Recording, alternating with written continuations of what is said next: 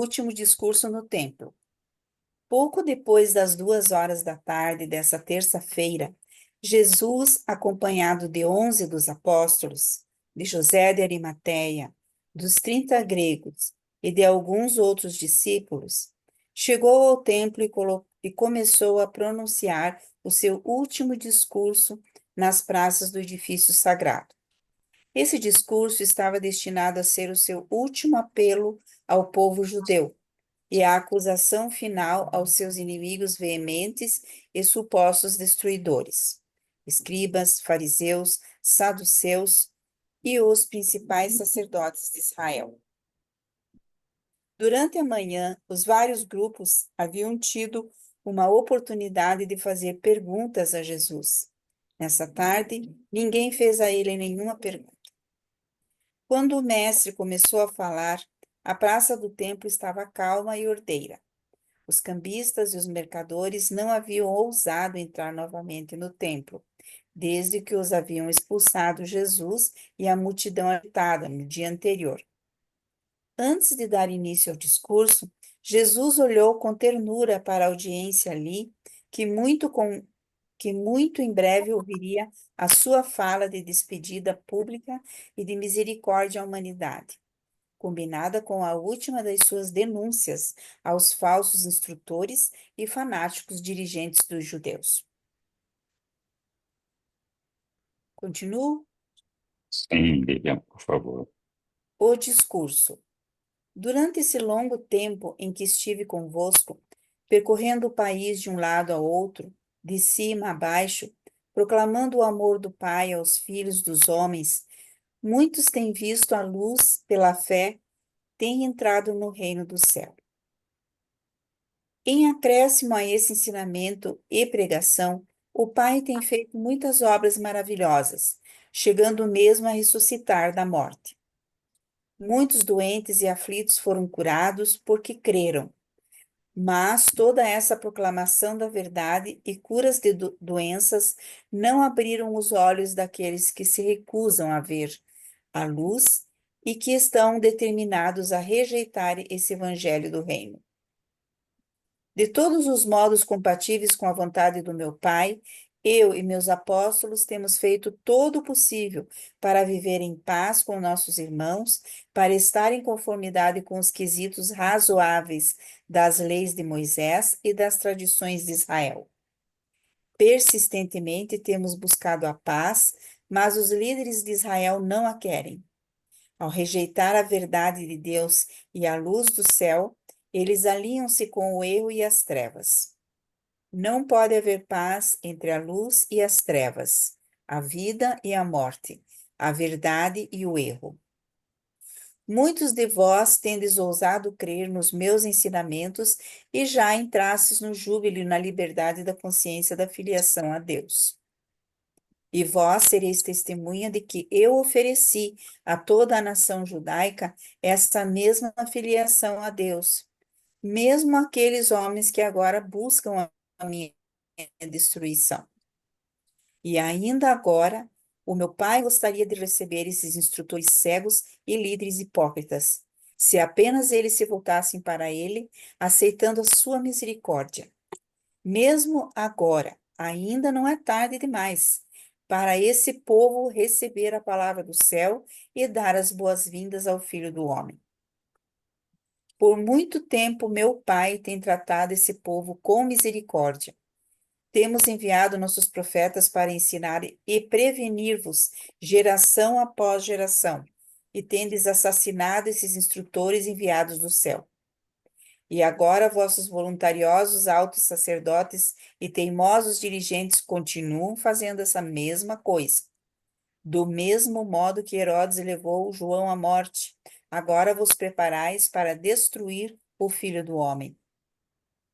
Enquanto houver uma possibilidade de os judeus se voltarem para meu Pai e buscarem a salvação, o Deus de Abraão, de Isaque e de Jacó manterá suas mãos misericordiosas estendidas para vós. Mas, quando tiverdes enchido a vossa taça de impenitência e rejeitado a misericórdia do meu Pai de um modo definitivo, Essa nação ficará abandonada aos próprios conselhos e rapidamente chegará a um fim inglório. Esse povo foi convocado para tornar-se a luz do mundo, para anunciar a glória espiritual de uma raça conhecedora de Deus. Mas, até agora, vos distanciastes tanto do cumprimento de vossos privilégios divinos, que vossos líderes estão a ponto de cometer a loucura suprema de todos os tempos, pois estão à beira de rejeitar finalmente a dádiva de Deus a todos os homens e para todos os tempos, a revelação do amor do Pai dos céus e todas suas criaturas na terra, a todas as suas criaturas na terra. E quando rejeitardes esta revelação de Deus para o homem, o reino do céu será dado a outros povos, aqueles que o receberão com alegria e júbilo. Em nome do Pai que me enviou, eu, solenemente, previno-vos sobre estardes a ponto de perder a vossa posição de portadores da verdade eterna e de custódios da lei divina em todo o mundo. Estou exatamente agora oferecendo-vos a última oportunidade de apresentar-vos para o arrependimento, de expressar a vossa intenção de buscar Deus de todo o vosso coração e de entrar como crianças pequenas e com uma fé sincera na segurança e na salvação do reino do céu. O meu Pai tem trabalhado durante muito tempo para a vossa salvação, e eu desci para viver entre vós e mostrar-vos pessoalmente o caminho. Muitos dentre os judeus e samaritanos, e mesmo entre os gentios, creram no evangelho do reino. Todavia, aqueles que deveriam ser os primeiros a apresentar-se para aceitar a luz do céu, sem se perturbar, recusaram-se a crer na revelação da verdade de Deus. Deus revelado ao homem e o homem elevado até Deus. Nessa tarde, os meus apóstolos encontram-se aqui, em silêncio, diante de vós, e logo ouvireis as suas vozes, fazendo soar o chamado da salvação, e o desejo de todos unirem-se ao reino do céu, como filhos de Deus, do Deus vivo. E agora eu chamo os meus discípulos crentes no evangelho do reino, bem como os mensageiros invisíveis que estão ao lado deles, para testemunhar que eu ofereci uma vez mais a Israel e aos seus dirigentes a libertação e a salvação. E todos vós podeis observar como a misericórdia do Pai foi desprezada e os mensageiros da verdade rejeitados. Eu advirto-vos, contudo, de que esses escribas e fariseus ainda se sentam no lugar de Moisés, e, portanto, até que os Altíssimos, que governam no reino dos homens, não tenham demolido essa nação e destruído o lugar desses dirigentes, eu vos peço que coopereis com esses anciães de Israel. Não vos está sendo pedido que vos unais a eles nos seus planos de destruir o Filho do Homem, mas para tudo que está relacionado à paz de Israel, deveis submeter-vos a eles. Em todas essas questões, fazei o que quer que eles vos peçam, e observai as partes essenciais da lei, mas não vos baseeis nas más ações deles. Lembrai-vos que o pecado desses dirigentes é que eles dizem o que é bom, mas não o realizam. Vós bem sabeis que eles, líderes, atam cargas pesadas aos vossos ombros, cargas sofridas de se levar, e sabeis que eles não levantarão sequer um dedo para ajudar-vos a arcar com essas pesadas cargas. Eles têm-vos oprimido com cerimônias e vos têm escravizados pelas tradições. Ademais, esses dirigentes centrados em si mesmos deliciam-se em fazer suas boas obras, de modo a atrair sobre si a atenção dos homens. Eles alargam seus filactérios e dilatam as fronteiras da presença dos seus uniformes oficiais. Anseiam pelos lugares mais importantes nas festas e exigem os assentos principais nas sinagogas. Cobiçam saudações laudatórias nas praças dos mercados e desejam ser designados como rabi por todos os homens. E mesmo buscando toda essa honraria dos homens, eles apoderam-se secretamente das casas das viúvas e tiram proveito dos serviços do templo sagrado. Por pretensão, esses hipócritas fazem longas orações em público e dão esmolas para chamar a atenção dos semelhantes. Embora devais honrar vossos dirigentes e reverenciar os instrutores, não deveríeis chamar a nenhum homem de pai no sentido espiritual, pois há aquele que é o vosso pai e que é o próprio Deus. Não deveríeis também tentar dominar vossos irmãos no reino. Lembrai-vos, eu ensinei que aquele que quer ser o maior entre vós deveria tornar-se servidor de todos. Se presumirdes exaltar a vós próprios perante Deus, certamente sereis humilhados. Mas aquele que se humilha verdadeiramente, por certo será exaltado. Buscai na vossa vida cotidiana não a autoglorificação, mas a glória de Deus. Subordinai inteligentemente vossas próprias vontades à vontade do Pai nos céus. Obrigado, Lilian. Por nada, obrigada. Bom, nós podemos continuar a leitura aqui, que ainda tem bastante coisa desse discurso de Jesus. Vou interromper aqui para fazer um pouco de discussão e depois continuar. O que que vocês acham que é melhor? Dá para interromper. Eu também Vamos acho que pode interromper. interromper. Aham. Ok. Então, vamos lá. Comentários sobre esse discurso de Jesus? Então, dá a impressão ali que realmente os judeus foram escolhidos para que a salvação fosse entregue. Eles são, vamos dizer, eles se dizem, mas foram o povo escolhido, só que rejeitaram o próprio Filho de Deus, né? E ali deixa bem claro que isso partiu dos sacerdotes, dos sumos sacerdotes e todos ali, né? Porque eles não queriam perder o poder. Eu vejo assim. Mas Verdade.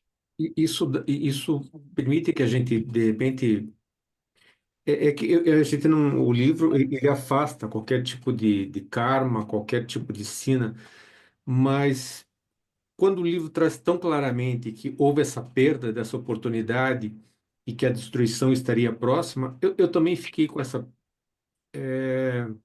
Eu senti, na verdade, que há algo a ser feito para que é,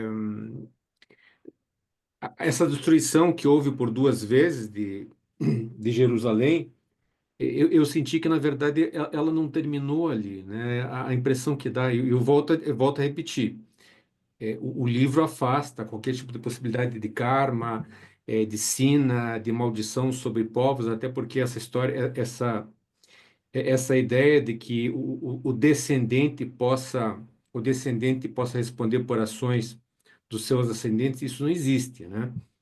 Mas eu fiquei também com essa preocupação, tipo, ainda há algo a ser saudado. Eu fiquei com essa impressão, mas isso também contraria as crenças que eu tenho em razão de ter lido o livro, Lilian. Se eu puder comentar aí, o karma, realmente, como a gente entende por karma, realmente o livro descarta. Mas é interessante que o livro fala em vários lugares, somando vários pedaços do livro. Primeiro que ele fala, para quem é conhecedor do funcionamento do universo, as coisas são muito previsíveis. A única coisa que deixa o mundo mais imprevisível é a personalidade. Isso daí ele fala no livro em vários lugares. Ou seja, com respeito às pessoas e às relações, você tem um nível de imprevisibilidade, mas com respeito aos fatos e às consequências, elas são, de certo modo, previsíveis. E uma má ação, é, por uma questão de previsibilidade, gera uma consequência. Então ele fala ali que em vários lugares, você vê na parte de Adão, você vê na parte de Dalamátia, você vê na parte da rebelião, você vê mesmo nos judeus, que todo o mal, o erro, a iniquidade leva a danos. E esses danos, algumas vezes, eles não são só pessoais, eles são os danos da nação. Os filhos sofrem com os danos. Isso não é karma. Isso é simplesmente consequências das ações, né? E assim, com respeito ao povo, acho que no comecinho do quarto tomo, é falado por que essa região dos semitas, né, os povos semíticos, foi escolhido para que Jesus estivesse, né? Ali era um lugar que estava tendo um renascimento muito grande e um peso muito grande do conhecimento religioso, principalmente derivado de todas as tentativas anteriores de incutir nesse povo ideias mais elevadas, né? Desde a época de Melquisedeque até todas as derivações depois com os profetas, né, que houveram. Então, realmente, foi um povo que teve uma oportunidade única, né, e que, por uma coisa que ainda existe hoje, eles jogaram essa oportunidade no lixo, tá? É muito normal isso aí vocês veem muito no islamismo hoje em dia, povos semíticos em geral, eles dão muito peso religioso à forma. Uma coisa os valores e a moral te guiarem, e outro é fazer com que a forma que você faz as coisas represente o teu viver religioso. O Jesus mesmo tem uma passagem que ele fala, eu não sei se é nesse trecho, Henrique, que ele fala que os sacerdotes ficavam tempos excessivos limpando a taça cerimonial pelo lado de fora, É logo ao, na frente. ao momento que essa taça estava suja por dentro, e que eles deviam de mais se atentar a limpar por dentro a taça, que a água, quando transbordasse, limparia a parte de fora, né?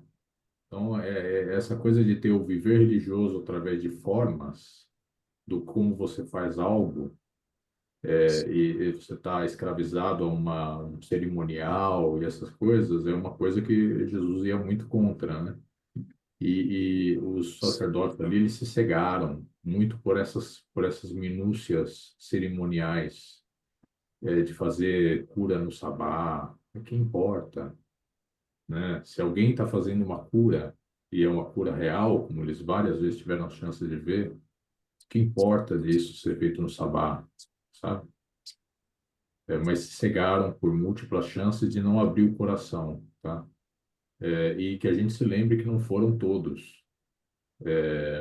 Muitos membros do Sinédrio, eles saíram do Sinédrio, eles renunciaram ao Sinédrio quando viram que o Sinédrio se acercava a tomar uma decisão de matar uma pessoa, Jesus mesmo, por essas coisas, né, ridículas. É isso mesmo. Muito obrigado, Caio. Sussu. Só para corroborar o que a Lídia e o Caio falaram, né? Eu fui até pesquisar porque eu já tinha lido uma coisa. Quando eu li esse documento, eu fiquei pensando, né? Então, o povo judeu realmente, como a Lídia disse, era o povo escolhido. E aí, quando fala da outorga dos filhos criadores, tem um texto que fala assim, ó. Embora essas 7 outorgas variem nos diferentes setores do universo, elas abrangem sempre a aventura da auto-outorga mortal. Nessa auto-outorga mortal, afinal, um filho criador, aparece como um membro de uma das raças mortais mais elevadas, em algum mundo habitado, geralmente como um membro daquele grupo racial que contém o maior legado hereditário da seta adâmica, a qual anteriormente havia sido importada para elevar o status físico dos povos de origem animal. Então, ou seja, se Jesus nasceu, né, e como disse também lá naquele documento, acho que 120 ou 119, não sei, no povo judeu, significa que realmente esse era um povo que estava um pouco acima do que da média geral do que existia na época, né? E um povo realmente, segundo o que eles falam assim, ele nasce como um membro de uma das raças mortais mais elevadas. Então, eu também penso que o judeu foi, de uma certa forma, um povo escolhido, o povo escolhido para receber Jesus, né, o nosso Micael. E a ganância, a hipocrisia dos líderes judeus, dos instrutores judeus, eles jogaram tudo isso no lixo, né? Então, como o Caio estava falando, eles usavam a religião para explorar o povo. As obras que eles praticavam eram apenas para ser vista pelos homens, mas, na verdade, eles estavam buscando reconhecimento em vez de servir ao povo, em vez de servir a Deus. E, por final, eles acabam matando, né, o filho de Deus, o filho do homem, Jesus, e fechando as portas para o que poderia ter sido uma coisa maravilhosa, tanto para eles como para toda a humanidade. Lá na frente vai falar, não sei nem se nesse documento ou no próximo, vai falar que a gente não pode, que os homens não podem apedrejar os judeus, né? Não podem, porque eles falam assim que os judeus, em função disso, eles acabam um povo meio que amaldiçoado. Não sei se amaldiçoado é a palavra certa, mas em função de terem matado Jesus, né? Mas que isso não deveria acontecer. E eles falam o seguinte, que muitos judeus foram mortos ou serão mortos por causa disso, e que eles não gostariam que isso acontecesse. E aí eu fiquei pensando a mesma coisa também. Esse livro terminou de ser escrito, se eu não me engano, em 1935. Eu não sou muito boa com datas. E a Segunda Guerra Mundial começou em 1939. Então, antes de começar a Guerra Mundial, antes de haver o Holocausto dos 6 mil milhões de judeus, né? E o livro já estava falando disso também. Era isso que eu queria falar. Obrigado, Chuchu. Oi, Aéreo.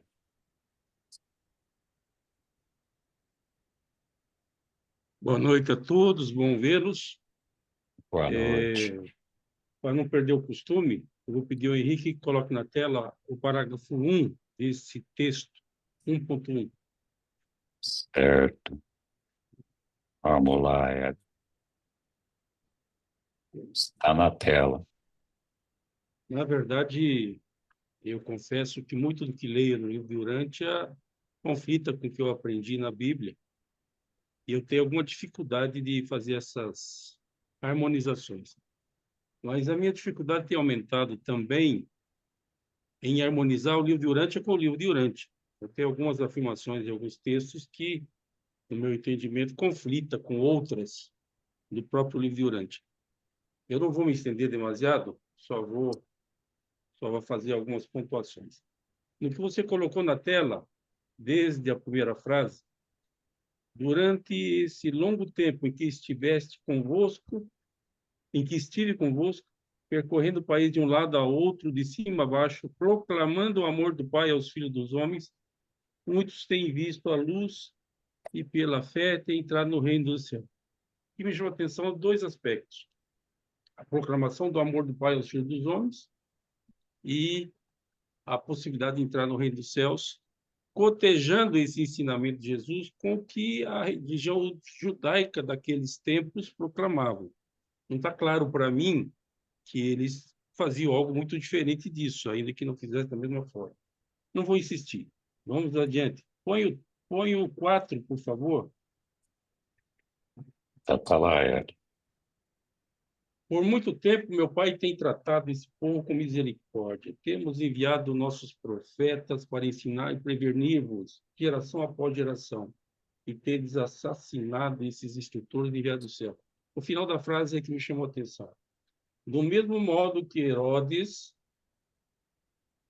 levou João à morte, agora vós preparais para destruir o Filho do Homem. Porque nós sabemos a morte de João pelas mãos de Herodes não tem nada a ver com nada disso. João ousou questionar o comportamento libidinoso de Herodes, que transava com a enteada. Esse foi o motivo dele perder a cabeça a pedido da própria enteada. Mas tudo bem. Então, aqui está associado a coisas maiores e melhores, mas não foi por isso que Herodes foi morto, salvo melhor juízo. Na sequência, no 5,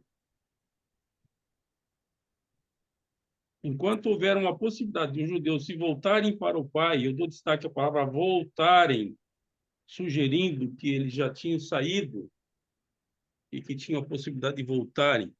Eu não consegui compreender que a religião judaica tenha se desassociado do Pai nesse nível de ter que voltar. Mas, enfim, é apenas um destaque, porque eles proclamavam nas Escrituras, especialmente na Taná, o Deus de Abraão, o Deus de Isaac e o Deus de Jacó. E aqui Jesus está dizendo, não, não é nada disso. Eles estão muito longe daquele Deus. Vamos no 6. Está E lá, quando rejeitar... Perdão? está lá. Vamos lá. É que eu estou vendo em outra tela, desculpe, às vezes eu me distraio. Está no 6. Ok. Vou ficar só na primeira frase. E quando rejeitardes esta revelação de Deus para o homem, o reino do céu será dado a outros povos. No próprio livro Durante, a gente viu que o reino do céu é espiritual, não é um reino do céu temporal. Como é que vai ser dado a outros povos? É apenas uma provocação que eu não vou me adiantar muito sobre isso. Vamos para o 7. O meu pai tem trabalhado durante muito tempo para a vossa salvação, e eu desci para viver entre vós e mostrar-vos pessoalmente o caminho. Eu conheço textos do livro de Urântia ensinando sobre salvação. Isso é muito claro em falar de salvação em 7 aspectos. No entanto, aqui fica parecendo para mim que a salvação é parecida com o que os cristãos acreditam. O homem nasceu condenado pelo pecado de Adão e Eva, e Jesus veio à Terra para, com o próprio sangue, pagar o preço dessa salvação. Então, aqui volta de novo para a salvação, sem dar uma explicação muito clara que seja essa salvação, afinal. Se Jesus veio para uma auto-outorga que não tinha nada a ver com esse papo de salvação, aqui no texto gera alguma dúvida. Também é uma provocação. Eu vou parar por aqui. Grato. Obrigado, Aéreo. Suas provocações são sempre válidas, mas não vou entrar no mérito e discutir cada uma delas. Eu acho que, a bem da verdade, é uma questão de interpretação da leitura do texto. A minha interpretação é diferente dessas que você fez. Mas tudo bem, eu queria chamar a atenção para outros aspectos desse trabalho de Jesus, desse discurso de Jesus aí no tempo. A primeira é a, a reafirmação dele, se é que a gente pode falar assim, de como foi feito o trabalho dele e dos apóstolos, né?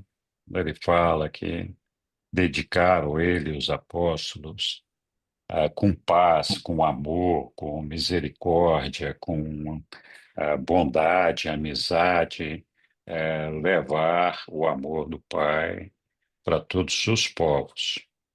Então, ele destaca, num dado momento ali, o fato de que a atitude dele, dos apóstolos, foi sempre uma atitude amigável, sempre uma atitude amorosa, uma atitude de irmandade. E aí ele está convidando os, os sacerdotes do templo a acordarem, né, para se juntarem a eles. Estão oferecendo de novo a amizade e a misericórdia para todos eles, né? E, ao mesmo tempo, o perdão.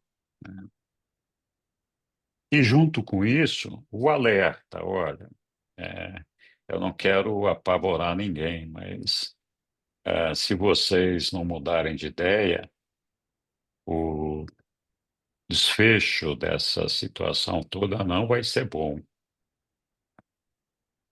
Então, assim, em nenhum momento Jesus ameaçou a eles. Então, eu acho que fez um alerta para que ver se eles acordariam e para ver se traria para ele todos esses sacerdotes para que se juntassem a ele, os apóstolos, e finalmente aceitassem conhecer o reino de Deus, né? Então, assim, ele não só praticou o amor, a amizade, a paz, com seus apóstolos ao longo da sua vida, como ali naquele momento, sabendo que ele ia morrer, que ele ia ser crucificado, ele não perdeu a serenidade. Ele ainda convidou todo mundo: olha, gente, acorda aí, ó, juntem-se a nós, conheçam aquele evangelho que eu estou pregando, né? Então, para mim, isso mostra ali uma serenidade, uma lucidez de Jesus, de até mesmo naquele momento estar tentando resgatar os seus filhos e impedir que eles sofressem o castigo final, que certamente seria o castigo da extinção daquelas personalidades. Então, do meu ponto de vista, nesse discurso, ele convida esse pessoal todo a se arrepender, a, a amar o Pai, alerta eles das dificuldades e faz isso, embora de uma maneira firme, contundente, faz isso de uma maneira amorosa, convidativa, com um alerta, né? E eu entendo que em nenhum momento houve uma ameaça. As consequências do erro são assim mesmo. Nós estamos aqui tentando avaliar o que aconteceu com o povo judeu desde então, e, de fato, nenhum filho paga pelos erros dos seus ancestrais. Não faz sentido isso. Mas, continuadamente, o povo judeu tem sido castigado.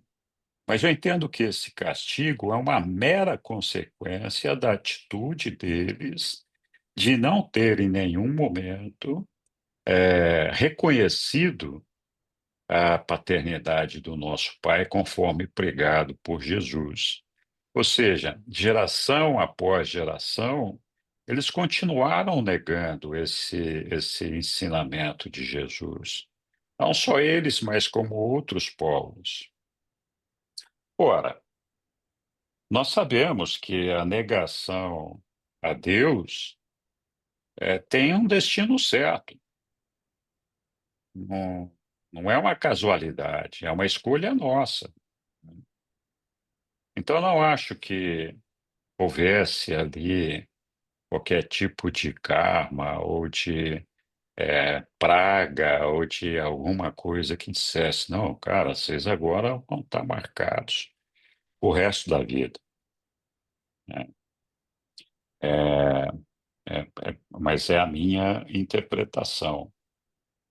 É, também é, acho interessante ele falar de que ele sabe do destino do povo judeu, ele sabe que os sacerdotes vão sofrer, ele sabe que as coisas ali vão à bancarrota, mas ainda assim ele fala para o povo para cooperar com os anciões do templo ali.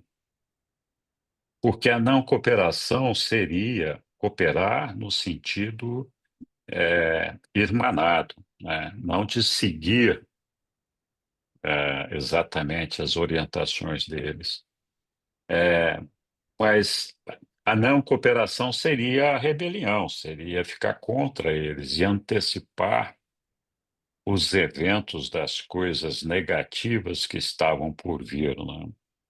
Foi a minha leitura desse negócio aí. Quando a gente fala de povo de Deus escolhido, é preciso tomar cuidado com a palavra escolhido, porque poderia dizer assim: olha, Deus olhou aqui para a superfície da terra, viu ali os chineses, viu ali os coreanos, os indianos, os japoneses, viu aquele povo todo ali, e falou assim: não, esse povo aqui vai ser meu escolhido. Eu vou me dedicar, eu quero que esse povo seja o povo que vai me seguir.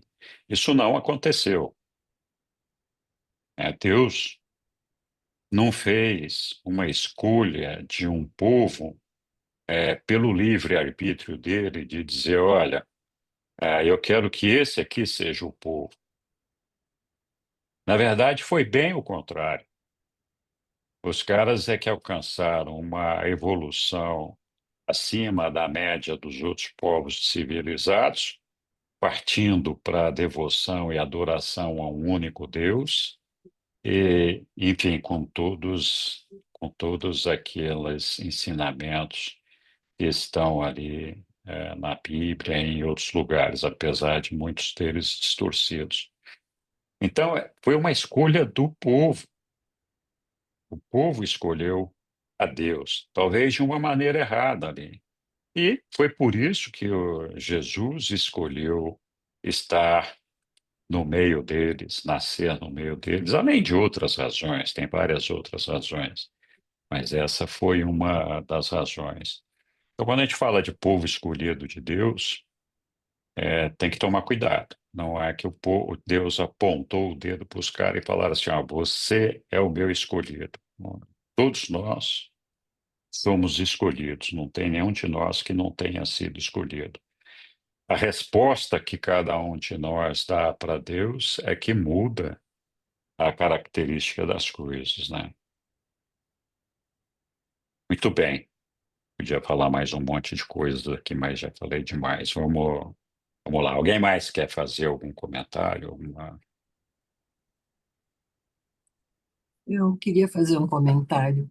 Não Eu, faça, Angélica. eu tive um instrutor que dizia que quando os dirigentes, né, queriam chamar atenção, eles colocavam nos latões moedas, né, e em praça pública derramavam, né, como se estivessem dando aquela doação toda, né, fazendo aquele barulhão todo, em vez de dar o dinheiro sem ser em moeda, né? Em nota, que não faz barulho e também não precisava dar aparecendo, né?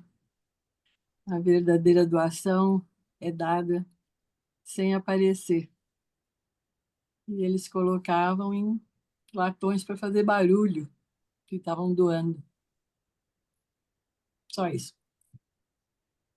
Obrigado, Angélica. Né? Alguém quer acrescentar alguma coisa aqui ou seguimos na leitura?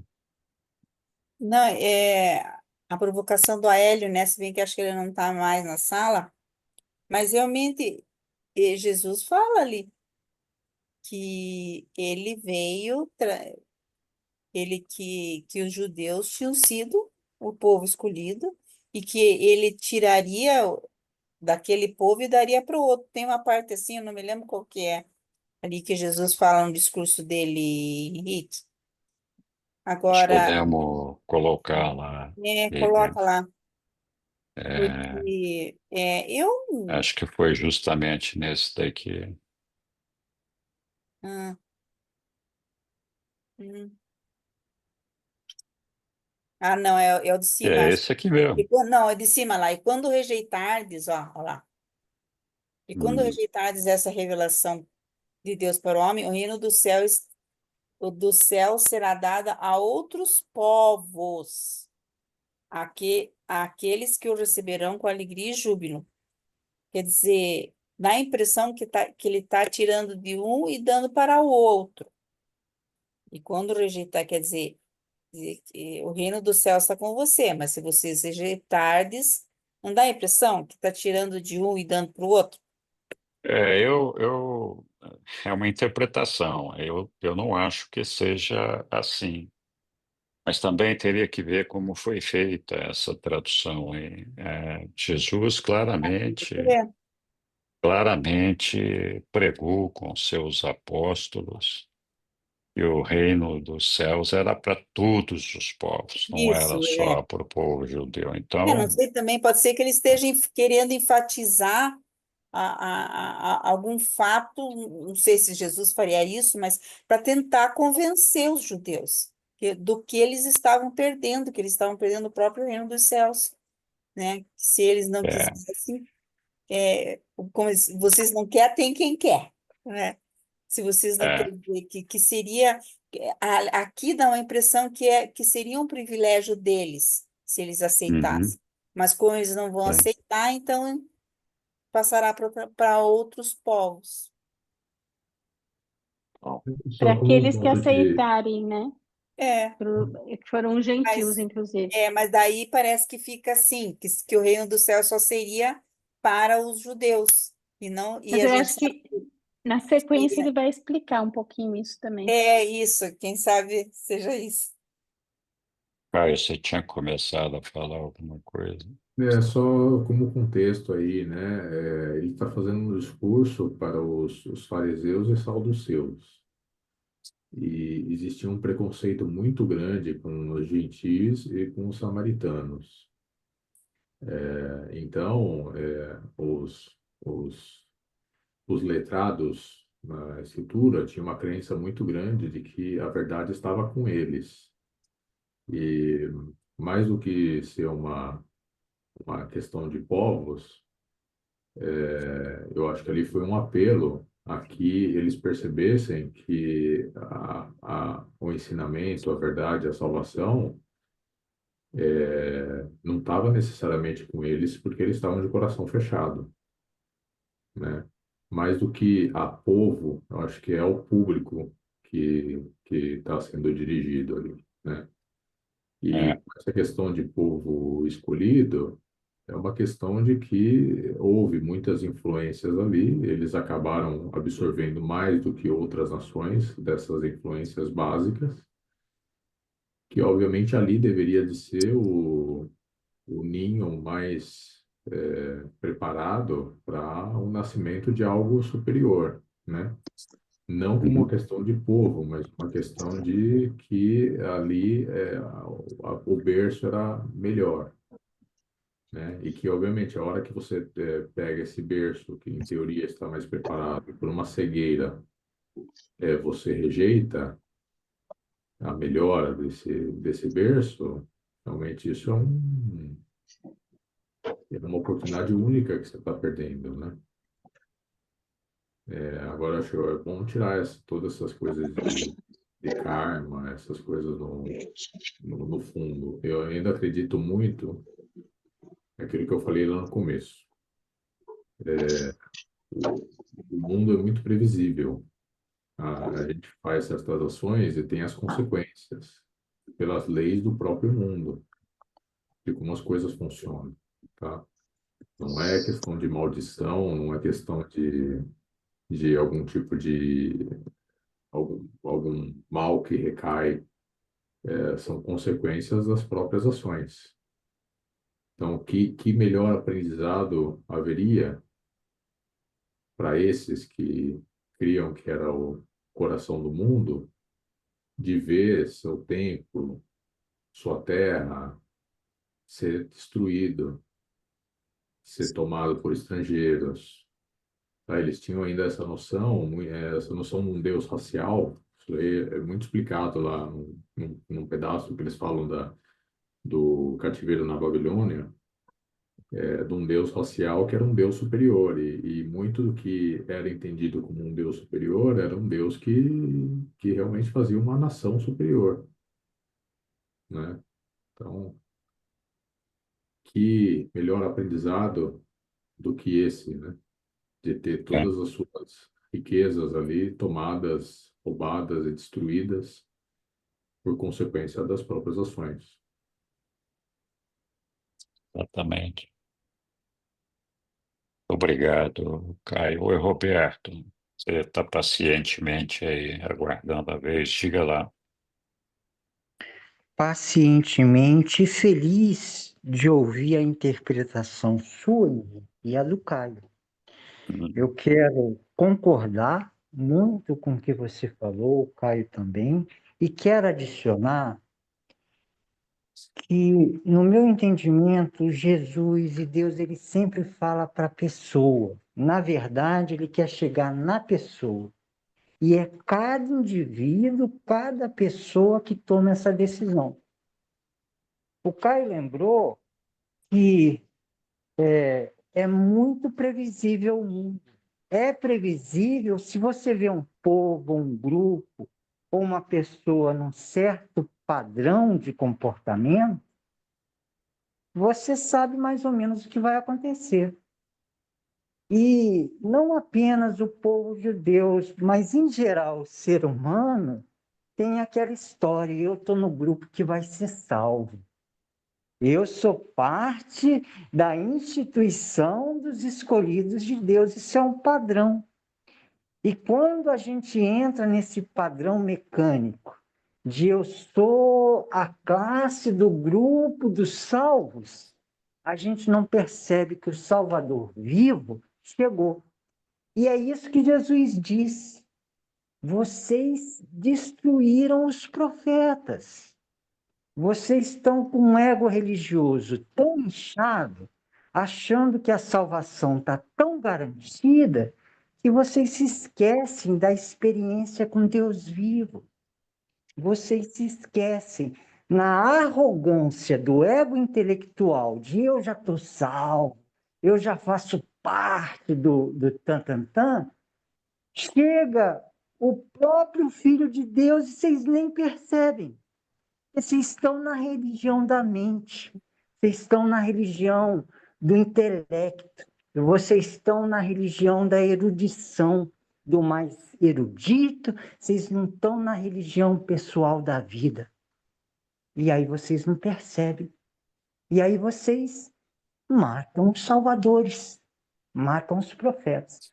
Esse padrão de ação que Jesus está falando, eu creio que para aqueles indivíduos que estavam ouvindo, esse em geral é um padrão do ser humano, da religião de autoridade do intelecto. O que é a religião da mente? É a religião eclesiástica. Tem um livro, tem um ensinamento, e você se adequa àquele ensinamento, àquela religião de autoridade, intelectualmente. E você não vive a verdadeira religião do Espírito, que é a cada momento, a cada momento. É isso. Perdão se eu falei muito, mas em resumo, eu acho que Jesus Cristo e Deus sempre fala para a pessoa. Sempre. É sempre uma experiência pessoal, a cada palavra, a cada experiência. Muito obrigado, Roberto, pela colaboração aí. Muito bem, pessoal. Alguma outra observação, comentário? Eu fui ver no inglês a palavra peoples, né? Que é peoples que eles usam ali para e foi traduzido como povos, mas também significa pessoas. Uhum. O sentido, o significado do contexto de algumas coisas num idioma muitas vezes é difícil te encaixar da maneira correta num outro idioma. Eu concordo com o que o Roberto falou, de que, e também o Caio, de que Jesus estava se dirigindo ali àquele público, né? Fala, olha, vocês aqui, esse público aqui, que são os escolhidos do reino de Deus, escolhidos de Deus, não querem ouvir Deus, Deus vai procurar outro público, né? Então, eu ainda acho que a interpretação literária, a tradução ali, não está no contexto certo, mas vale aquilo que a gente conhece de todo o ensinamento. Mas obrigado por ter pesquisado lá, Lilian. Mais alguém? Eu quero dizer que até hoje Deus está procurando outros povos que continuem processando esse conhecimento do Pai, essa conexão. Veja bem, nós estamos com o livro de Urântia, né? Como que um livro como esse continua no mundo, na vida, e se a gente pensar em termos de templo, a gente pode pensar em termos dos recortes da realidade, daquilo que o homem é capaz de conceber e processar como pessoa mesmo, como indivíduo. Então, eu acho muito triste lembrar sempre da morte de Jesus, porque eu acho que estava assim, todo mundo ficou com ele. E foi muito pesado ficar vivo e com ele, e ele morto. E até hoje a gente está processando dentro de nós como é que a gente pode estar com ele vivo, né?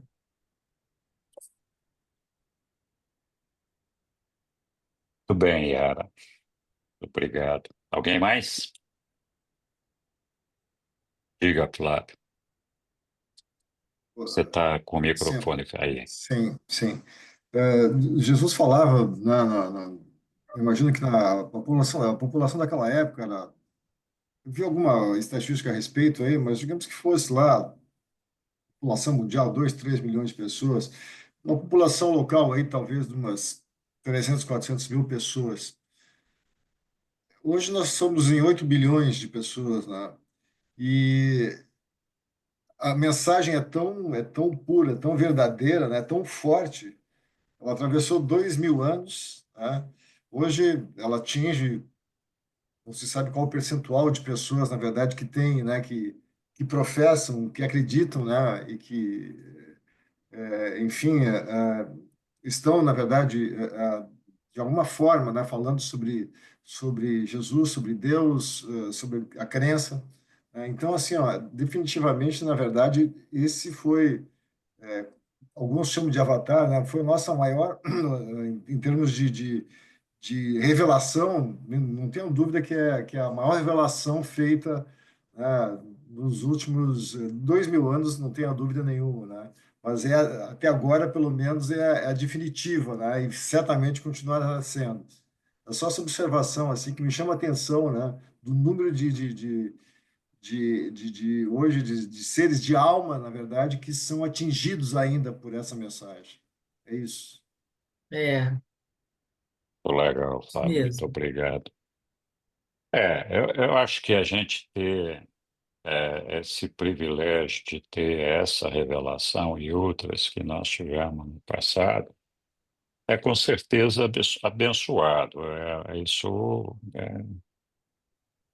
faz com que a gente possa desenvolver melhor o nosso senso espiritual e de crescimento em direção ao nosso Pai.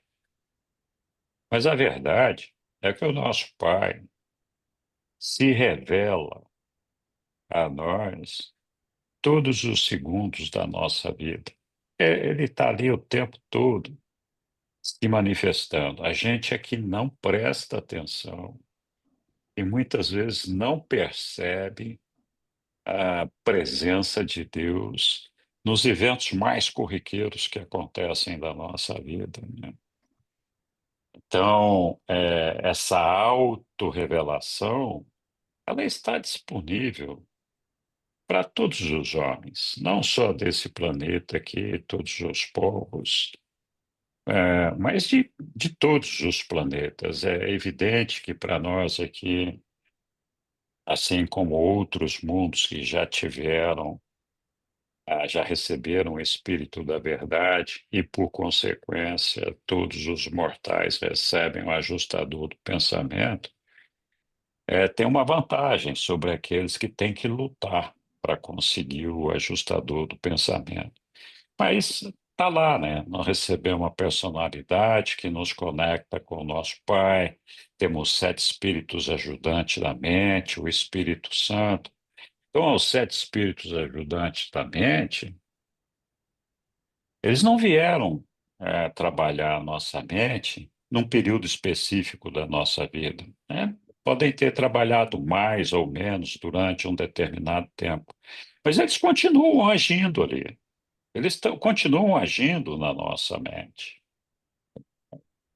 E essa é uma revelação, de alguma forma. O Espírito Santo está ali, o Espírito da Verdade está ali, o nosso ajustador do pensamento está ali, né? É que nós temos dificuldade, muitas vezes, de fazer a leitura das coisas. E essa dificuldade, na maior parte das vezes, decorre justamente da nossa resistência, da nossa negação da diversidade.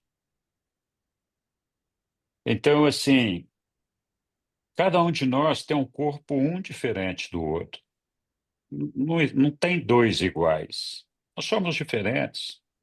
A nossa mente, uma é diferente da outra, embora a gente tenha recebido a mente diretamente da nossa ministra divina, mesmo essa mente que veio para cada um de nós, tem as suas particularidades. E ela usa um cérebro humano para processar, para se manifestar. E esse cérebro humano, nós acabamos de falar, é diferente para cada um de nós. Sei lá, alguns de nós têm 10 neurônios a mais, os outros têm 1 milhão de neurônios a menos. Não sei, a coisa não pode funcionar igual, é diferente, né? Além dessa questão, da diferença física e da diferença mental, nós temos as diferenças espirituais também, né? A gente recebe a energia do Espírito do Pai, a energia do Espírito do Filho, a energia do Espírito Infinito. Alguns superuniversos estão mais concentrados num, mais concentrados no outro. Então, assim, é inegável que nós temos uma grande diversidade. E isso foi feito propositadamente dessa forma. Porque cada um de nós tem que entregar uma experiência diferente para o nosso Pai. Cada um de nós tem uma experiência a ser desenvolvida que não pode ser substituída nem por um novo ser. Ou seja, se nós não dermos conta de fazer a nossa parte, não vai ter um cara que vai nascer de novo da mesma forma, exatamente igual a mim, para cumprir aquilo que eu não cumpri. Então, essa particularidade que faz a composição e a somatória do Supremo é que evidencia cada vez mais essa diversidade e as diferenças que nós temos, né? Então, o nosso problema diário está em harmonizar essas coisas, está em aceitar essas diferenças, aceitar essa diversidade. Então, nos inserir no cosmos, percebendo que as coisas não são necessariamente como nós gostaríamos que elas fossem. Nós vivemos um conflito eterno nessa luta com todas as coisas.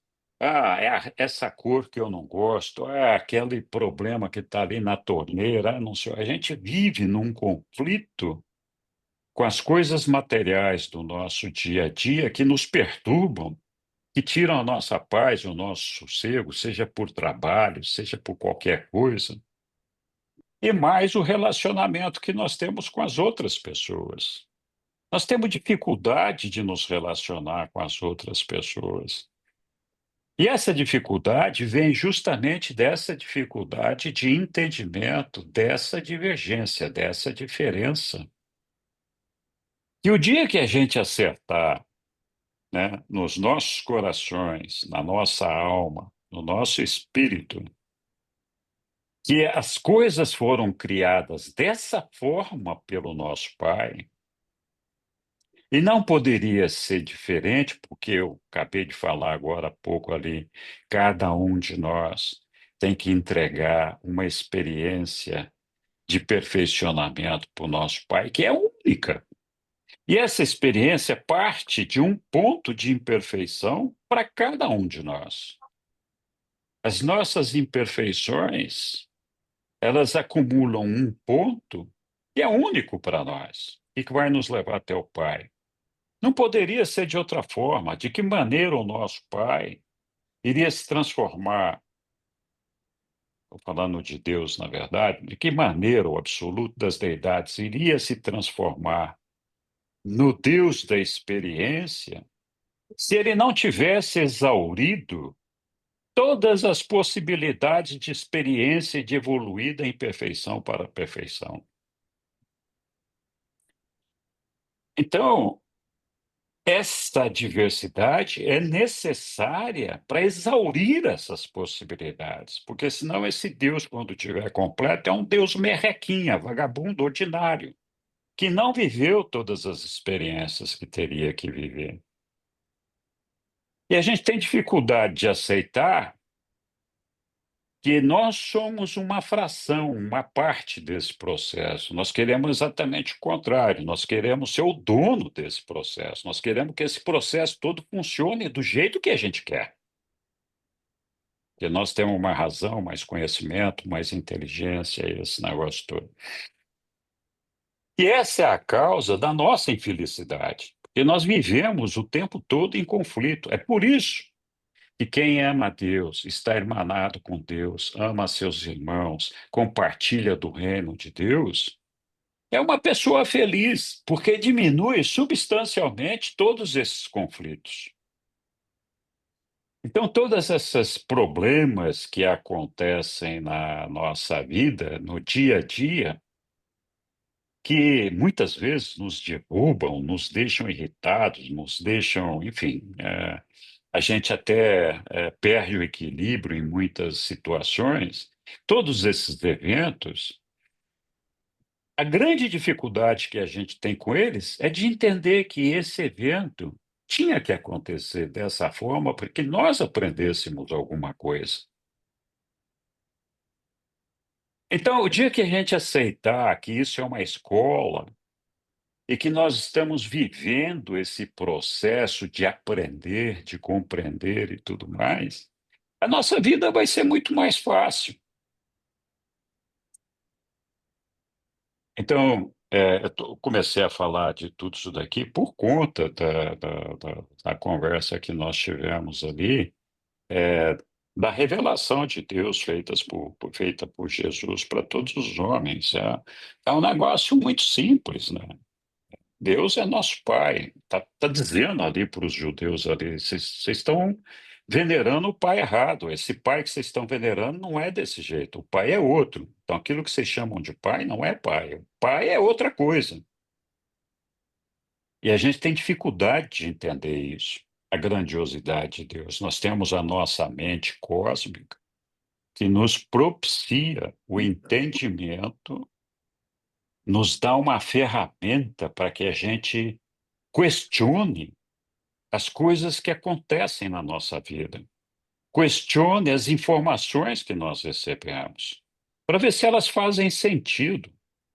Mas elas só vão fazer sentido se a gente tiver um relacionamento cada vez mais próximo com Deus. Então, à medida que a gente conhece Deus, a gente consegue perceber aquilo que é abobrinha e aquilo que é verdade. É evidente que na nossa vida terrena aqui, dentro da nossa imperfeição, nós frequentemente estamos contaminados pela nossa ignorância, por ilusões e por outras coisas que dificultam para nós esse discernimento. Mas a ferramenta está lá. Os espíritos mestres, a ministra divina, nos deram essa mente cósmica. Nenhum animal tem isso. Nenhum animal tem isso. Só nós temos. Então, mas é engraçado porque, embora a gente tenha essa vantagem, a gente frequentemente se comporta como os animais. A gente não faz uso dessa mente cósmica, a gente faz uso da mente animal. E a gente não faz uso da mente cósmica justamente porque a gente tem uma dificuldade que é pessoal para cada um tem o seu ponto, de nos aproximar de Deus, né? De estar envolvidos com Ele, de sentir a presença dele dentro de nós, de perceber o aprendizado que nos é dado. Os reveladores nos contam, escuta, você acha que o ajustador está aí para fazer você ser uma pessoa que está vivendo de coisa fácil, de maneira fácil? Muito pelo contrário, esse ajustador está aí para colocar problemas na sua vida e te nortear na solução desses problemas. Agora, compete a você ouvir a voz desse ajustador para fazer as coisas corretas, né? Então, todos esses percalços provocados por essas diversidades, essas dificuldades pelos quais nós passamos, em grande parte, não tudo, mas em grande parte, é provocado, é dessa forma mesmo que é para acontecer. Porque de outra forma nós não vamos aprender. Mas é bem verdade também que muita coisa que acontece na nossa vida é consequência dos nossos atos, é consequência dos erros, não só os nossos, mas dos nossos irmãos. E aqui voltamos para a questão do povo judeu. Ninguém sofre, ninguém perde a chance de alcançar o Pai no paraíso, porque os pais, os seus antepassados, seus ancestrais, cometeram um pecado. Mas esse pecado está te prejudicando. Você que tem que acordar para ver, puta, onde é que nós erramos aqui? Vamos acertar aqui, né? Se você se deixa iludir, influenciar pelo erro que vem arrastando-se dentro do seu ser, não despertar para a verdade, você vai estar pagando pelos erros dele também. Não, não porque essa é a lei, mas é porque a gente não está reagindo. Essa é que é a verdade. Então, nenhum de nós perde a chance de alcançar o nosso Pai se não for por uma decisão exclusivamente nossa. Ninguém, nem Deus interfere nessa decisão. Então, quando nós erramos com relação a esse assunto, é porque nós estamos iludidos, é porque nós somos ignorantes, é porque nós temos dificuldade de nos aproximar de Deus, de percebê-lo, de sentir ele no nosso coração. E o que que a gente tem que fazer para que isso mude? Esse é o processo que cada um de nós tem que desenvolver internamente para encontrar a sua religião pessoal e fazer conversa com Deus de forma a tentar buscar a orientação dele, né? Eu estava falando ontem ainda para um outro grupo, alguns de vocês estavam lá, das orações. A Sueli está fazendo aquela aula lá sobre as orações no documento de Jesus. Ela termina agora nessa quarta-feira. Quarta-feira passada foi a primeira parte. E eu fiquei refletindo um tempão nisso, né? De que maneira, de que maneira cada um de nós faz as nossas orações, né? Tem gente que pede para ganhar na loteria, tem gente que pede para o time de futebol ganhar. Todas essas coisas acontecem, né? Mas tudo bem, se fizer isso daí, não vai ser castigado porque fez isso, mas não vai ser ouvido, né? Essa aqui é a questão. Então, Jesus falava, olha, você tem que conversar com seu pai, tem que bater um papo com ele, tem que levar um lero, tem que ser uma coisa íntima, né? Então, às vezes, a gente tem dificuldade, por exemplo, com alguma pessoa do nosso relacionamento. Aí, o que que eu faço? Quando eu converso com meu pai, eu falo, pai,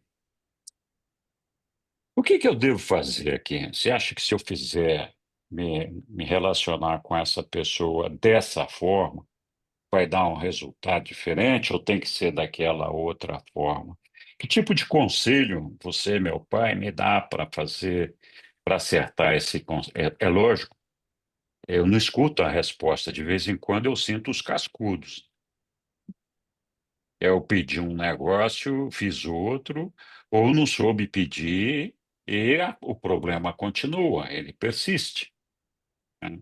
Então, as nossas dificuldades do dia a dia, e essas dificuldades são justamente essas dificuldades com essa diversidade, que o nosso desafio é estar aqui nesse cosmos, inserido neles e nos sentirmos pertencentes a esse corpo. Nós somos uma parte dele.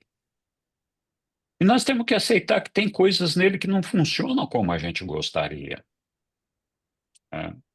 Assim como tem pessoas que pensam diferente, né? O dia que a gente conseguir fazer isso, nós vamos resolver todos os nossos problemas. E é isso que o nosso pai vive nos dizendo ali, né? Conversa comigo. Então, ele não sabe quais são as minhas dificuldades? Ora, foi ele que colocou aquele indivíduo no meu caminho para me desafiar, para que eu encontrasse uma forma de aprender a lidar com essa situação. Então, ele sabe disso, mas ele quer ver se eu percebo que isso está acontecendo. Ele quer ter certeza que eu tenho essa consciência. Olha, eu sei, esse negócio aqui é um desafio para mim. E eu não estou dando conta sozinho, eu preciso da sua ajuda. Essa é a minha oração. Então, de novo, falamos demais aqui, mas e até fugimos um pouquinho do tema, mas Eu acho acho, que não, Henrique. é, Acho né? tão abrangente o que você está É, trazendo, tão é, abundante. é. Então, assim, nós temos que nos acostumar com a ideia de que nós não somos donos de nada a não ser da nossa vontade, do nosso livre-arbítrio. Essa é a única coisa que nós somos donos, nosso livre-arbítrio. E olha, honestamente falando, ele é pequenininho, não tem muita margem de manobra. É um negocinho merrequinha, né? Mas tem um poder gigantesco, porque tem um poder decisivo de nos levar à eternidade à presença do nosso Pai ou não, né? Então, a gente tem que se acostumar com essa ideia. Nós não somos dono de carro, nós não somos dono de casa, nós não somos dono de pessoas. Nós estamos aqui participando de um processo que é um organismo vivo. É como se existisse um feto, o cosmos fosse um feto, e cada um de nós fôssemos uma célula desse feto.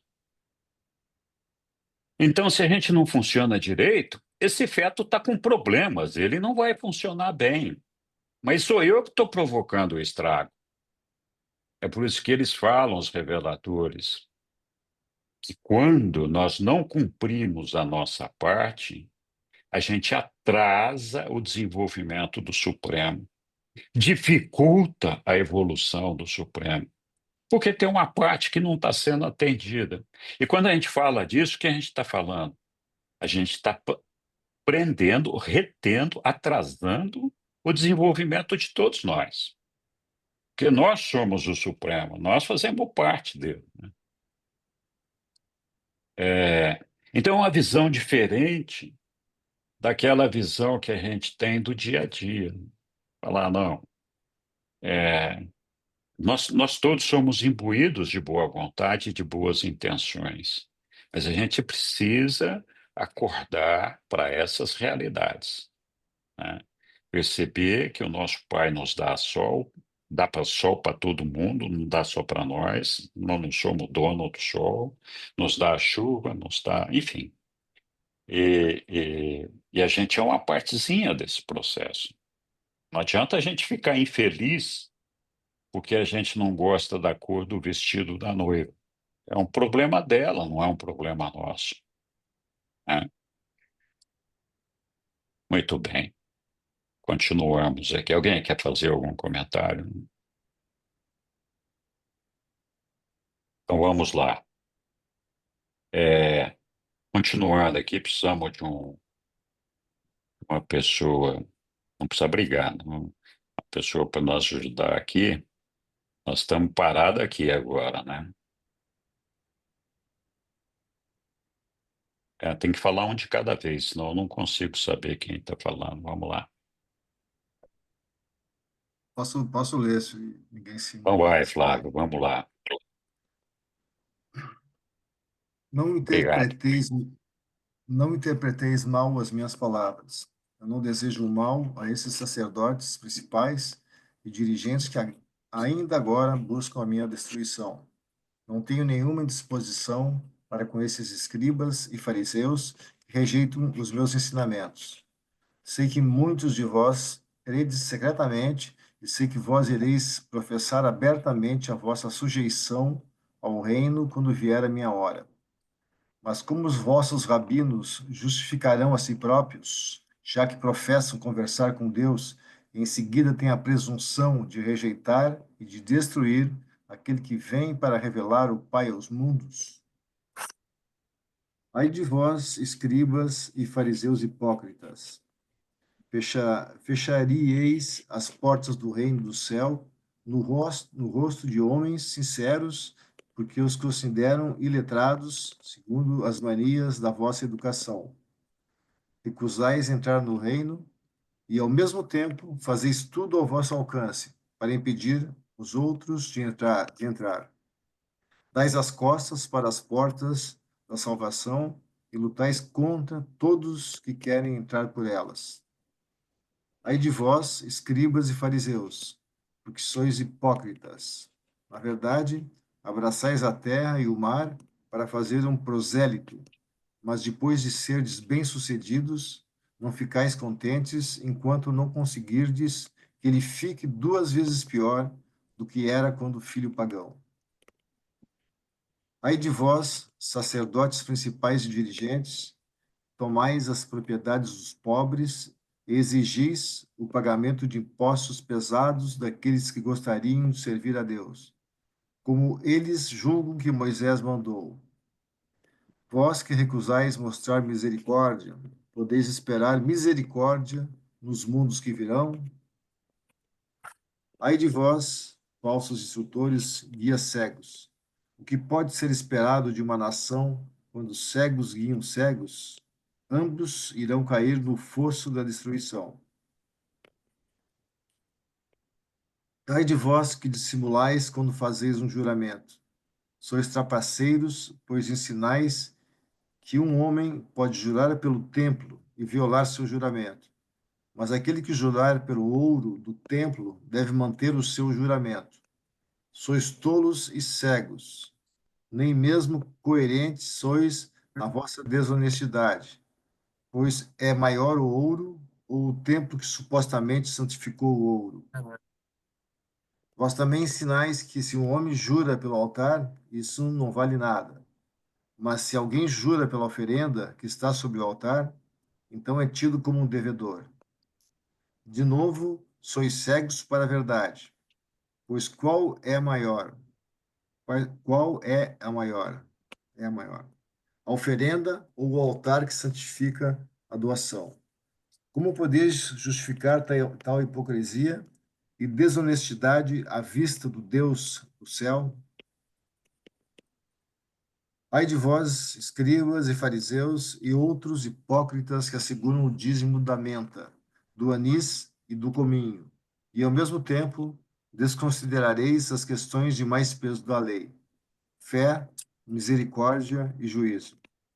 Se fosseis razoáveis, cuidaríeis de um, mas não teríeis abandonado os outros. Sois realmente guias cegos e educadores estúpidos. Filtrais os mosquitos, engolis o camelo. Ai de vós, escribas, fariseus e hipócritas, pois sois escrupulosos ao limpar o lado de fora da taça e do prato, quando lá dentro permanece a sujeira da extorsão, dos excessos e da tapeação.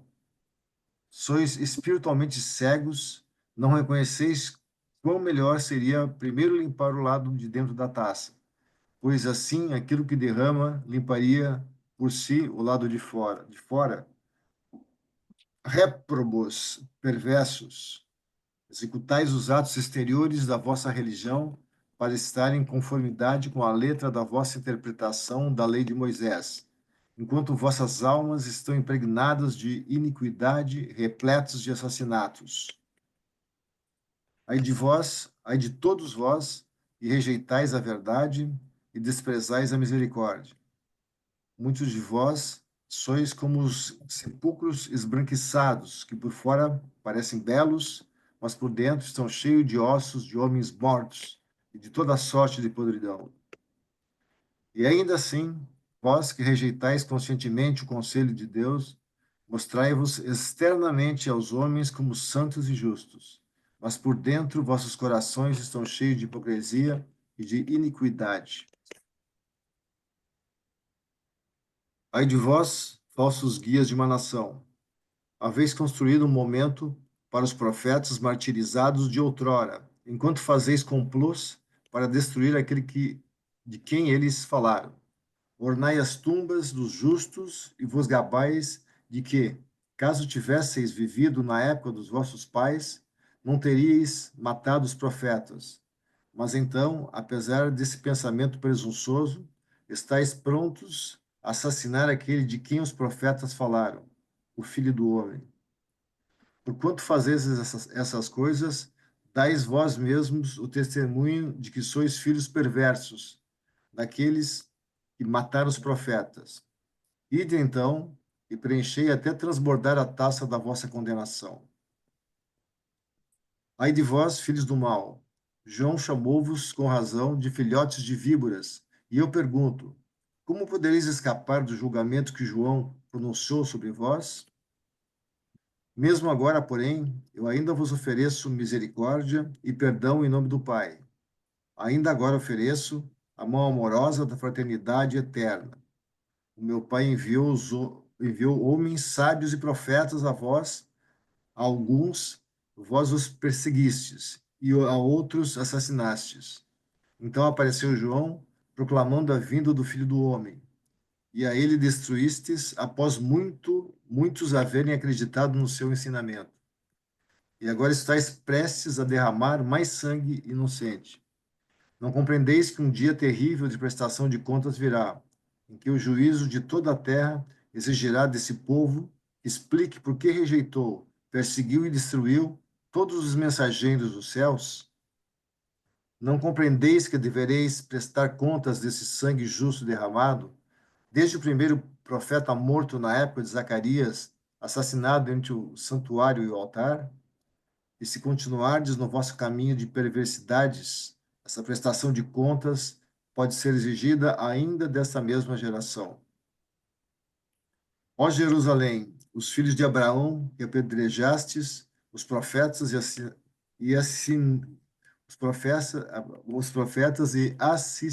assassinastes os instrutores que vos foram enviados, mesmo agora eu gostaria de reunir os vossos filhos Como uma galinha reúne os seus pintos sobre as asas, mas não quereis.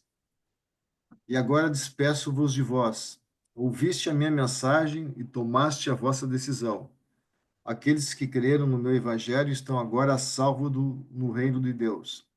A vós que escolhestes rejeitar a dádiva de Deus, eu digo que não mais me vereis ensinando no templo. A minha obra em vosso favor está feita. Vede, agora saio com os meus filhos, e a vossa casa é deixada para vós, em desolação. E então o mestre sinalizou aos seus seguidores para que saíssem do templo. Obrigado, Flávio. Que carraspana, hein? Poxa vida. Muito bem. Alguém quer se pronunciar aí sobre esse texto?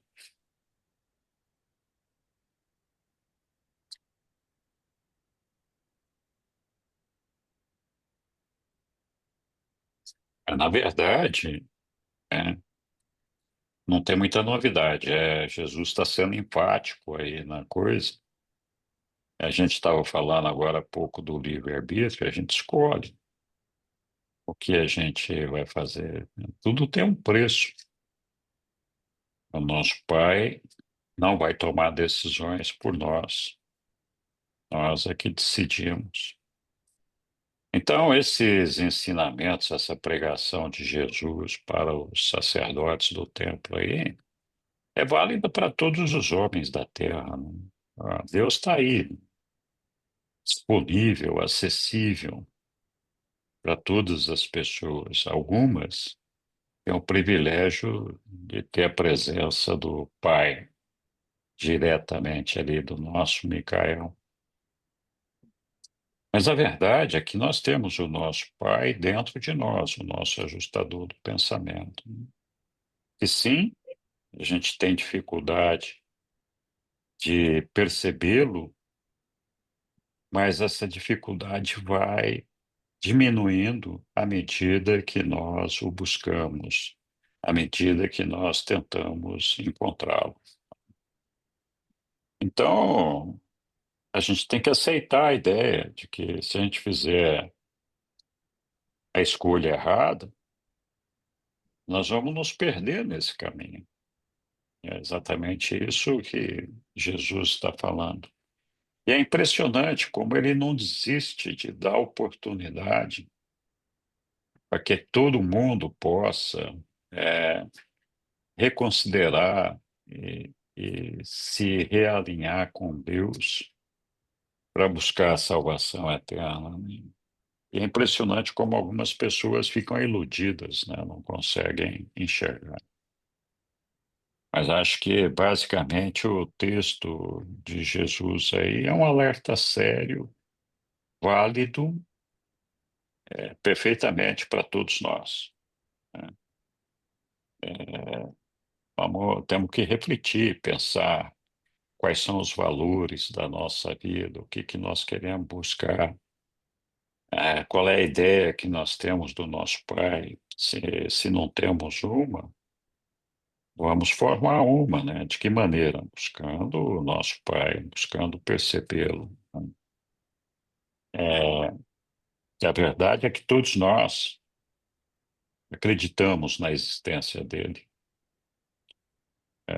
A gente não estaria aqui, alguns de nós não estaríamos aqui, se a gente não acreditasse na existência de Deus, na existência do Pai.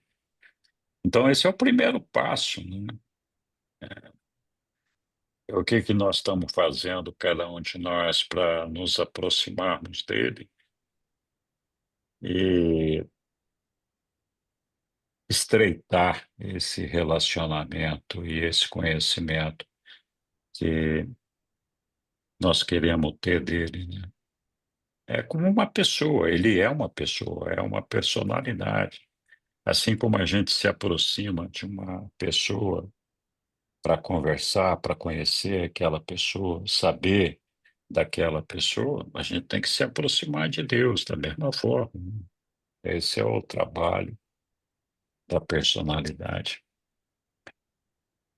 Tudo bem, alguém mais quer fazer algum comentário sobre essa, esse sermão de Jesus, esse discurso para todos os sacerdotes do templo aí. Eu acho que esse discurso só poderia ser feito por Jesus, porque ele conhece os corações, né? E ele conhece, ele sabia que eles eram sepulcros caiados mesmo. Viviam de rituais, viviam de explorar o povo, né? Então, ele realmente fez um discurso de apelo veemente e ao mesmo tempo acusador, né? Falou com todas as letras, mas ele conhecia realmente, né, para quem falava. Ele sabia que ele ia O ser movimento, né? assassinado pelos caras. Também, né? Mas É, eu digo, ele conhece o coração das pessoas, sim, né? Nós não sim. temos essa capacidade que Nós Jesus não, tem. nós não temos estava falando mais cedo com o Caio, esse insight, É, Hum, hum. certo? É, isso é verdade, Miriam. Algum outro, uma outra observação? É uma esperança, sabe, Henrique? Hum, É, porque, na realidade, a gente conseguir ouvir, começar a ouvir esse processo da verdade, né, de abertura e da aceitação da verdade, a gente também tem uma outra questão, que é a energia da densidade que existe dentro de nós para realizar qualquer mudança que a gente ainda não processou bem dentro da gente. E aí existe uma cegueira, uma rigidez humana, e nós temos um aparato na realidade. Quando eu penso que tem um plano a ser realizado, e esse plano se realiza através de mim e de cada pessoa que vai clareando, então, como é realizar esse plano, como é criar um movimento, né? Não é tão simples, a gente não tem essa evolução toda, mas é possível.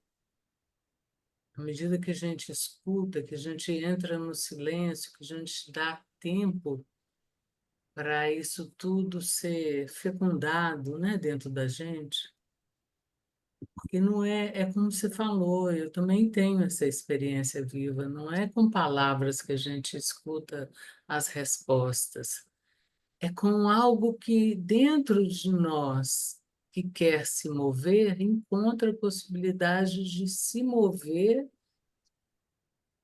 de uma forma muito pessoal, muito única.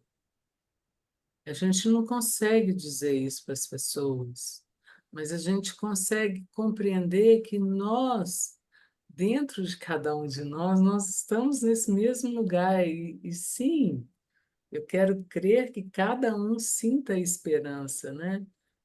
No momento que é de cada um. Levar isso de hoje aqui, né? Se tem uma palavra que eu vou levar, é esperança, e é, sobretudo, uma esperança em mim também, que desperta nesse lugar de que não é a palavra que eu escuto quando eu busco sentir Deus, mas é através do que eu vou sentindo em mim, é que algo se desperta, algo se organiza, algo se torna consciente. É como se eu passo naquele momento a saber, é aqui, é aqui. É difícil muito falar, bom. é É, difícil falar disso. cada um de nós desenvolve o seu próprio processo de aprendizado e não poderia ser diferente. Eu acredito, né? E a maneira da gente estabelecer uma meta de valor para as nossas vidas, meta de valor é aquela que a gente acredita como sendo a coisa mais importante da nossa vida, né? A gente pode traçar inúmeras metas na nossa vida para coisas, significados, mas de valor, aquilo que efetivamente tem valor, é o que nos dá a força da retidão, de dizer, olha, é aqui que eu quero chegar, esse é o meu destino, né? Se eu fizer uma operação A e eu me mantenho nesse destino, nesse caminho, sim, então eu posso fazer. Se eu fizer a operação B, eu me desvio desse caminho, é melhor não fazer, né?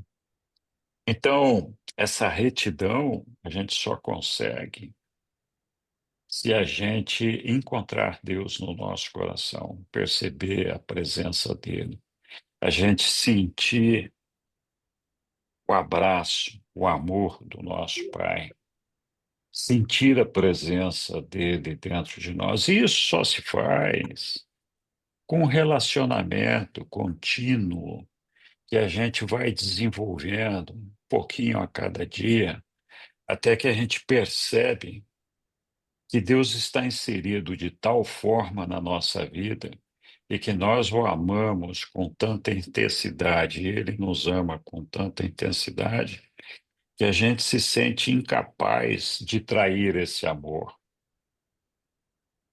Então, isso é o que nos dá a retidão, falar, não, eu não posso trair o meu pai, é que ele espera que eu faça a vontade dele, que eu chegue lá, né? Então, essa, essa força vem desse relacionamento. Por que que eu estou falando isso? Você tem razão. É uma dificuldade gigantesca para todos nós ajustarmos as nossas vidas, que vêm de tantos anos, com tantas coisas que a gente vai acumulando, tantas conexões, tantas interligações, tantas dependências, tantos vícios, seja ele de que natureza for, que a gente tem uma dificuldade de se ajustar. Ajustar não significa se livrar, significa dar para Alinhar. essas coisas o verdadeiro significado e o verdadeiro valor, sem perder de vista aquilo que nós estamos aprendendo. Então, a única maneira da gente realmente conseguir fazer esses ajustes é nos agarrando a Deus, percebendo Ele, sentindo a força dentro dele de nós, saber que Ele está ali do nosso lado o tempo todo, em todas as situações. Ele não nos Sim. abandona em nenhum momento, nem quando nós estamos errando. O E nosso é ajustador do interessante, pensamento não sai da nossa cabeça quando a gente pensa uma besteira. Ele continua lá, né? e sabe, Henrique, a força das palavras colocadas aqui, elas têm uma função legendária, sabe, dentro de um significado de valor que vai sendo encontrado por cada um de nós num lugar onde antes não tinha palavras para um entendimento. Então, essa revelação organizada dessa forma, como a gente vai conhecendo, aos poucos, isso vai seguindo nesse lugar que eu falo da esperança, que a gente vai ouvindo dentro de nós, cada um de Isso mesmo. nós. Com certeza isso ajuda muito. Muito bem, pessoal. Comentários adicionais, noves fora.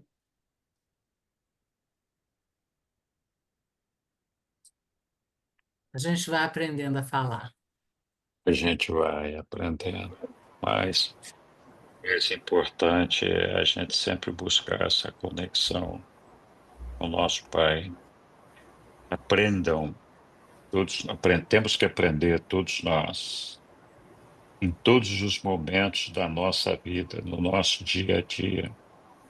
Pai, eu vou fazer esse negócio aqui agora. Qual é a melhor forma de eu fazer esse troço? Pede o conselho dele. É, como é que eu vou fazer para demonstrar força, segurança para os meus filhos? Como eu vou fazer para mostrar força, segurança para os meus amigos? Como eu vou ser uma âncora? Como eu vou ser luz para essas pessoas? De que maneira eu faço a tua vontade para que as pessoas possam te perceber de alguma forma através de mim, né? Então, a gente tem que ir conversando, tem que ter esse papo com Deus o tempo todo, né? A gente acha que a gente sempre tem que estar ajoelhado num lugar para estar rezando, tem que ter um monte de amigos junto. Essa conversa é o tempo todo. É, é, eu acho que faz parte desse processo do relacionamento com o nosso Pai, né? E até essa conversa comum entre nós, ela nos prepara para que a gente possa estar e nos acompanhar cada vez mais nessa presença que é entre a gente e o É, nosso Pai, é, para que a gente possa também se acolher nesse lugar, né? é. Eu acho que se a gente tem esse hábito, a gente muitas vezes devagarinho conquista a automestria, que é uma coisa que eu não conquistei ainda. A gente perde a serenidade, perde o equilíbrio em muitas situações, mas quando acontece alguma coisa, a gente fala assim, peraí, deixa eu bater um papo com meu pai aqui para ver o que que ele acha que eu deveria fazer nessa situação, né? Aqueles poucos segundos pode ser o que a gente precisa para não fazer uma besteira e agir precipitadamente, né? E já é uma coisa importante. Muito bem. Diga, Lúcio. Ou é o Balma, não sei. Estou vendo quem está por trás. Deve estar os dois ali, né? Com certeza. Eu queria fazer alguns comentários, chamar a atenção de algumas coisas que sinalizam um ensinamento ainda mais sutil do que a própria crítica contundente que Jesus faz aos sacerdotes, né, aos fariseus. Na verdade, ele está fazendo uma crítica à religião institucional.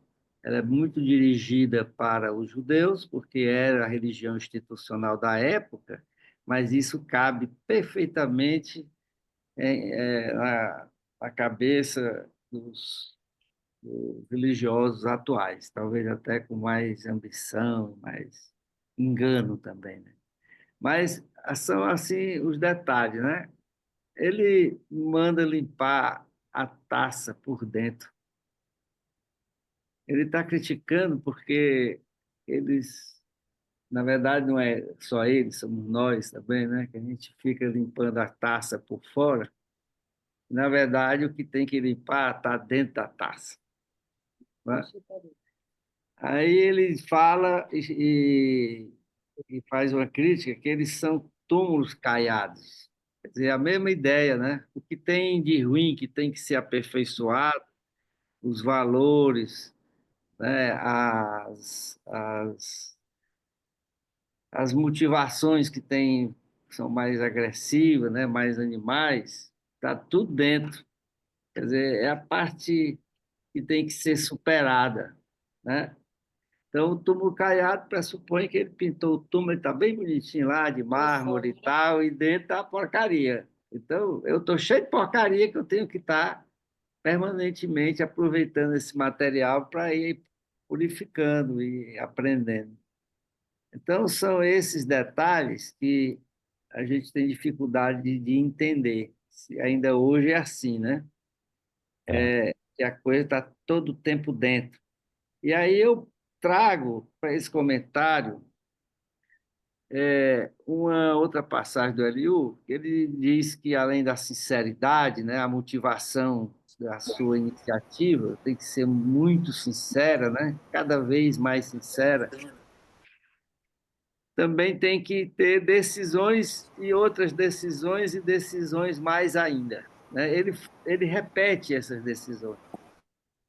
E hoje eu entendo bem por que é que ele repete. É porque, como você está internamente vigilante para perceber os movimentos que estão vindo de dentro de você e que precisam ser aperfeiçoados, você tem que ir tomando decisão. Daqui a pouco você comete outro erro, né? Ou outra falha, ou repete a mesma, aí você tem que ir novamente dentro de você, fazer o mesmo exercício, né, de substituição, e o ajustador lá só lhe mostrando, né?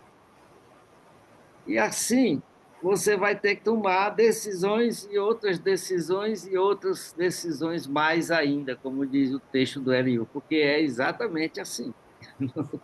E essa é uma disposição que você tem que ter para poder realmente gerar uma alma nova, né? Criada pela participação do ensinamento de Deus dentro de você e da sua determinação de ser guiado por ele. Então, praticamente o Eliú é o tempo todo ensinando a mesma coisa, né? É esse comentário que eu queria fazer, e eu acho que esse discurso último dele aí é fantástico. É mesmo, Era muito aprendizado. é verdade. Obrigado, Paulo. Alguém mais?